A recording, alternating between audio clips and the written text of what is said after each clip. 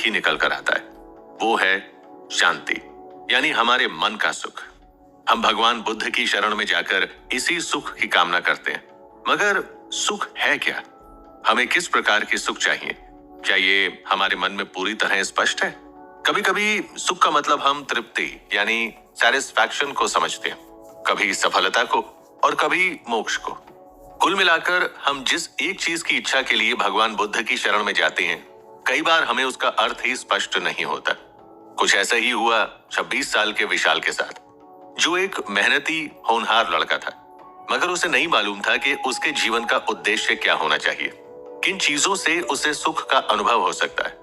आइए जानते हैं विशाल की कहानी, जो भगवान बुद्ध में इतनी आस्था रखता था कि हर दुविधा वाली स्थिति में उनसे बातें किया करता था।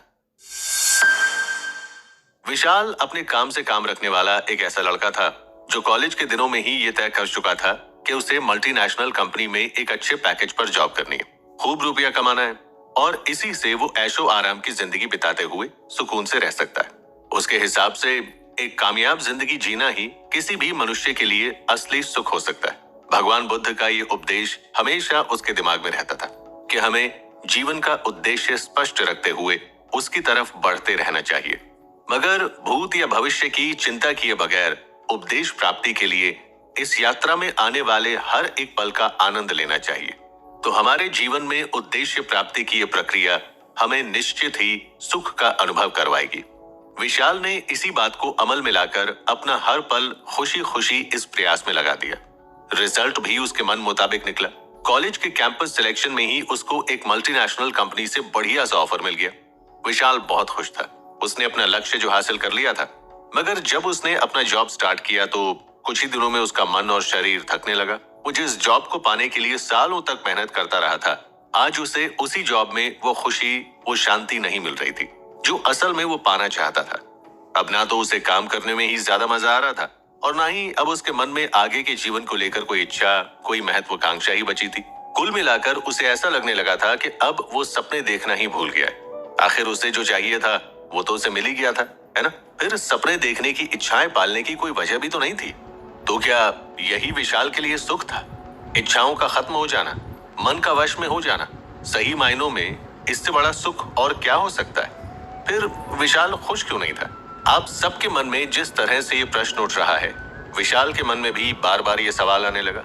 जब उसे कहीं से कोई जवाब नहीं आया तो उसने भगवान बुद्ध को याद करते हुए मन ही मन पूछा, क्या मैंने उद्देश्य प्राप्ति में कोई गलती कर दी? मैं भविष्य की चिंता नहीं करता हूँ और ना ही मुझे मेरे पास्ट यानी भूत को लेकर कोई पछतावा है। फिर भी मैं अपने वर्तमान का आनंद नहीं ले पा रहा हूँ, अपनी लाइफ को वैसे एंजॉय नहीं कर पा रहा हूँ जैसे मैंने सोचा था। जिस सफलता को पाने के लिए मैंने इतनी मेहनत की, आज उसे पाकर वही मन अशांत क्यों है भगवान? क्या अपनी मनचाही सफलता को पा लेना सुख नहीं? भगवान बुद्ध ने विशाल के प्रश्न का ऐसा उत्तर दिया जिसने विशाल की बेचैनी को तुरंत दूर कर दिया। उस उत्तर को जानकर हम में से भी कई लोगों के मन में आ रही शंकाओं का समाधान हो सकता है। भगवान बुद्ध ने क्या कहा, ये हम जानेंगे इस बाइट्स के अगले एपिसोड में। भगवान बुद्ध कहते हैं, सुख का संबंध तो अंतर मन से है। जब तक हमारा मन सुख का अनुभव न करे तब तक कोई भी भौतिक साधन हमारे लिए सुख नहीं जुटा सकते। जो सुख हम इस बाहरी दुनिया में खोजते हैं वो हमें कभी भी भौतिक साधनों के जरिए नहीं मिल सकता। तुम्हें सच में सुख चाहिए तो मन का सुख तलाशो। तो क्या अपने उद्देश्य को पा लेना सुख नहीं है? तुम्हारा उद्देश्य यदि तुम्हारी महत्वाकांक्षाओं को पूरा करने के साथ साथ समाज कल्याण में भी सहायक है तो अवश्य ही वो तुम्हें सुख प्रदान करेगा। मन को शांत रखते हुए अपने कार्यों को प्रेम पूर्वक करो। जिसे पाने के लिए तुमने इतनी मेहनत की, अब उससे आनंद प्राप्त करने का समय है। व्यर्थ चिंतन में मन को ना लगाओ। हमेशा ये बात याद रखो, जो है इसी पल में है। ना इससे पहले वाला पल तुम्हारे वश में हो सकता है और ना इस पल के बाद आने वाला पल तुम्हारे वश में होगा। ये ध्यान रखते हुए जब तुम हर पल का आनंद लोगे तो अवश्य ही तुम्हें सुख की प्राप्ति होगी। विशाल, जो हम लोगों जैसा ही आधुनिक युग का एक नौजवान था, भगवान बुद्ध की बातों को कहां तक समझ सकता था भला? कहते हैं ना, बुद्ध के उपदेश सुन लेना आसान है पर उन्हें समझकर अमल करना मुश्किल है, और स्वयं बुद्ध हो जाना तो नामुमकिन ही है। हम अक्सर उपदेश सुनकर भी उनसे उसी तरह से सीख प्राप्त करते हैं जो हमारे अनुकूल हो। विशाल के साथ भी कुछ ऐसा ही हुआ। अगले दिन से विशाल ने भगवान बुद्ध की कही बातों को फिर अपने मन में दोहराना शुरू कर दिया। मन के सुख को तलाश करो। और इस बात को गांठ बांधकर वो हर एक काम में अपने मन का सुख ढूंढने लगा। नए दोस्त बनाए, ऑफिस में सभी लोगों से मिलना जुलना शुरू किया। पहले वो हर समय अपने काम में व्यस्त रहता था, क्योंकि अब उसे ज्यादा शोहरत और ज्यादा दौलत कमाने की चाहत थी। अब वो अपने काम के साथ साथ आसपास के माहौल को भी इम्पोर्टेंस देने लगा था। अब उसका एम केवल बेस्ट एम्प्लॉय बनकर अप्रेजल कमाना नहीं था, बल्कि अब वो सच में अपनी जॉब को, अपने ऑफिस के लोगों को और वहां के माहौल को एंजॉय करने लगा था। इसी बीच उसकी नजर ऑफिस में काम करने वाली उसकी कॉलीग संजीवनी पर पड़ी। उसने संजीवनी के सामने दोस्ती का हाथ बढ़ाया और संजीवनी ने विशाल के खुश मिजाज व्यवहार को देखकर तुरंत ही उसे अपना दोस्त बना लिया। हंसते हुए लोग भला किसे पसंद नहीं आते। विशाल को फिर से भगवान बुद्ध की कही हुई बात याद आने लगी, अपने मन के सुख को तलाश करो। विशाल अब बहुत खुश था। उसे लगने लगा अब तो उसे मन का सुख मिल ही गया। लोग उसे पसंद करते हैं, उसका काम भी अच्छा चल रहा है। अब तो उसे संजीवनी जैसी खूबसूरत दोस्त भी मिल गई है। विशाल को संजीवनी के साथ बहुत अच्छा लगने लगा। धीरे धीरे दोनों ही एक दूसरे के और करीब आने लगे। अब विशाल संजीवनी के लिए दोस्ती से कुछ ज्यादा महसूस करने लगा था। उसे लगा उसे संजीवनी को प्रपोज कर देना चाहिए। संजीवनी से ज्यादा मन का सुख उसे भला कौन दे सकता है। प्रेम से बड़ा तो कोई सुख नहीं। और ये सोचकर उसने संजीवनी के सामने अपने प्यार का इजहार कर दिया। मगर जरूरी तो नहीं कि जैसा हम चाहते हैं हमारे साथ वैसा ही होता रहे। ये समय था विशाल के लिए एक और सबक का। क्या था विशाल का अगला सबक, आइए जानते हैं अगले एपिसोड में। विशाल का प्रपोजल सुनकर संजीवनी को थोड़ा अजीब लगा, शायद इसलिए क्योंकि वो विशाल को एक खुश मिजाज इंसान समझती थी। उसके लिए विशाल की दोस्ती किसी खास मुकाम तक नहीं पहुंची थी। संजीवनी ने विशाल को सिर्फ एक अच्छे दोस्त का दर्जा दे रखा था। उसने विशाल के लिए कभी वो सब महसूस नहीं किया था जो विशाल उसके लिए महसूस करने लगा था।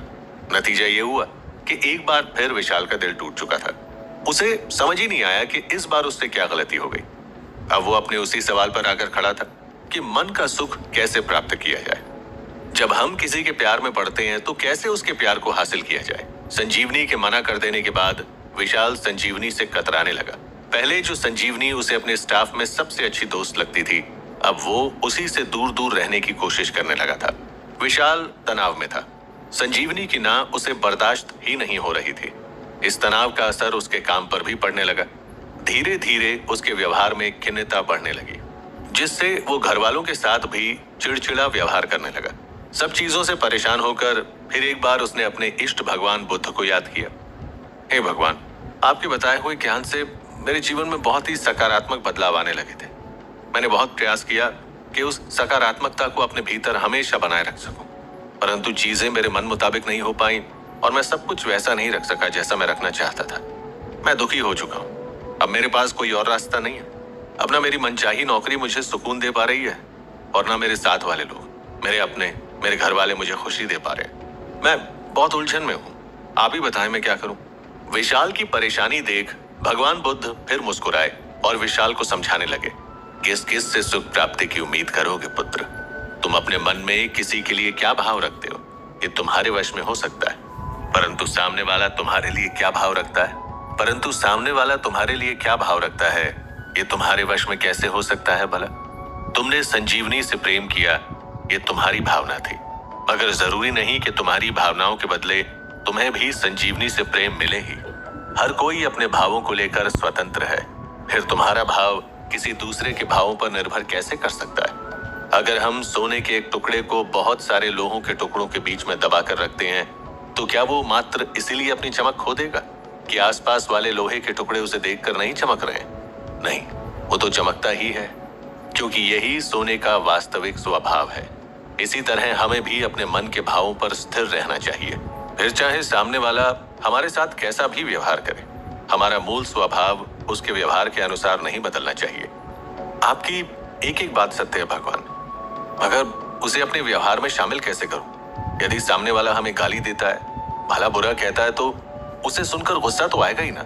हम पलटकर भले उसे गाली ना दें, मगर गुस्सा आने से कैसे रोक सकते हैं? कितनी बार विशाल की मनोस्थिति जैसी हमारी स्थिति भी होती है, जब हम खुद को दुख नहीं देना चाहते मगर फिर भी किसी अपने के व्यवहार से दुखी हो जाते हैं। ऐसी स्थिति में हमें क्या करना चाहिए, ये जानेंगे बुद्ध ज्ञान की इस बाइट के अगले एपिसोड में।